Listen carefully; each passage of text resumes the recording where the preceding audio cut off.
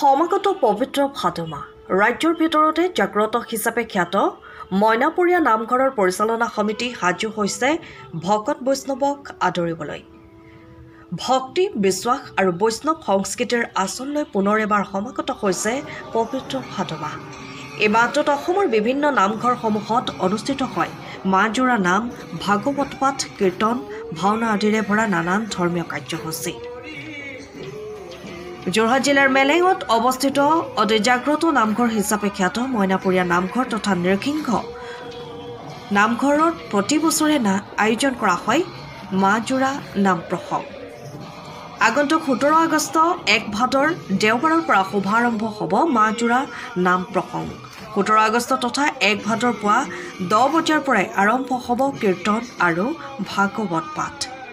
তাৰ পাছতে প্ৰতিদিনে পুৱা 8 বজাত, দুপৰীয়া 11 বজাত আৰু সন্ধিয়া 8 বজাত নাম কীৰ্তনেৰে মুখৰিত কৰি তুলিব নামঘৰৰ প্ৰাংগণ। এই ধাৰাবাহিক ধৰ্মীয় অনুষ্ঠান 17 ছেপ্টেম্বৰলৈকে অব্যাহত থাকিব।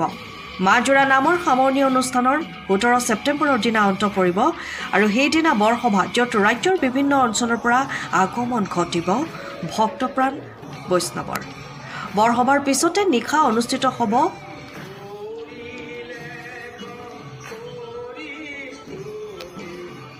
ভাওনা নৃসিংহ যাত্ৰা। এই ভাওনাৰ জৰিয়তে পুনৰ জীয়াই তুলিব শ্ৰীমন্ত শংকৰদেৱ আৰু মহাপুৰুষ মাধৱদেৱৰ নাট্য পৰম্পৰা।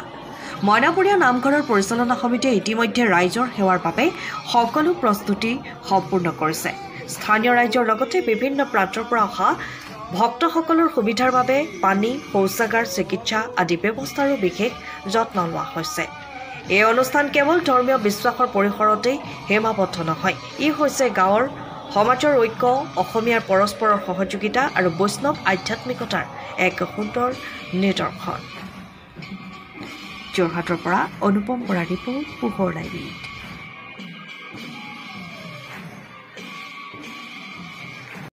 চেনেলৰ যোগেদি আমি অসমবাসী তথা ভক্তপ্ৰাণ ৰাইজলৈ আমি সেৱা জনাইছোঁ। গত বছৰৰ দৰেই এই বছৰ আমি মইনাপুৰীয়া নামঘৰত পুণ্য ভাদ মাহত বিভিন্ন প্ৰান্তৰ পৰা অহা ভক্তপ্ৰাণ ৰাইজক সেৱা কৰিবৰ বাবে আমি প্ৰস্তুত হৈ আমাৰ এই ভাদ মাহৰ নাম আমাৰ অন্ত পৰিব। আমি দেখা পাইছোঁ যে ভাদ মাহটো পাবলৈ কেইদিনমান আছেই। বৰ্তমানো প্ৰতিদিনাখনেই প্ৰায় এই নামঘৰত সেৱা কৰিবলৈ পুৱাৰ পৰা সন্ধ্যালৈকে সৈতে বা কেতিয়াবা নিশা 9 বজা পৰ্যন্ত বিভিন্ন প্ৰান্তৰ ভক্তপ্ৰাণ ৰাইজ আহিয়ে থাকে ইয়ালৈ। তদুপৰি আমি আশা কৰিছোঁ যে পুণ্য ভাদ মাহত সেই সকলোটি পুনৰ এবাৰ নৃসিংহ প্ৰভুক সেৱা কৰিবৰ কাৰণে বিভিন্ন প্ৰান্তৰ পৰা সহস্ৰাধিক লোক ইয়ালৈ আহিব। মইনাপৰীয়াবাসীয়ে আশাৰে বাট চাইছে।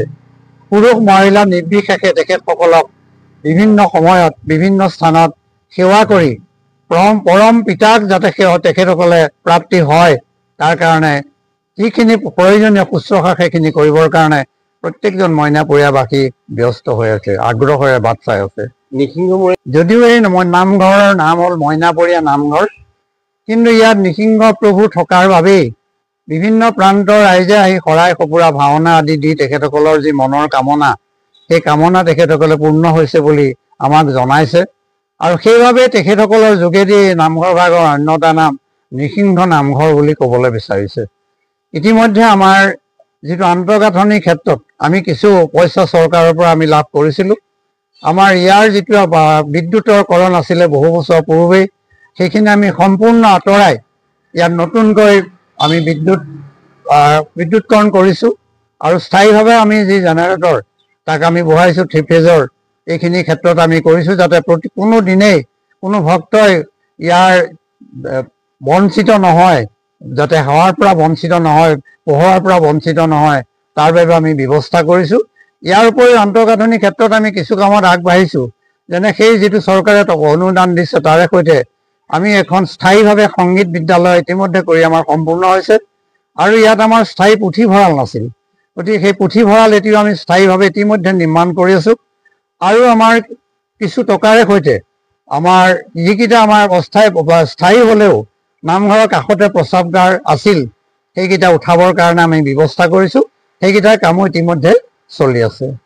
দেখা পোৱা গৈছে যে বহুত দূৰ নাম কীৰ্তন আৰু ভাগৱত পাঠৰ 17 আগষ্ট দেওবাৰ তাৰিখে আৰম্ভ হৈ 17 ছেপ্টেম্বৰত এই নামৰ অন্ত পৰিব।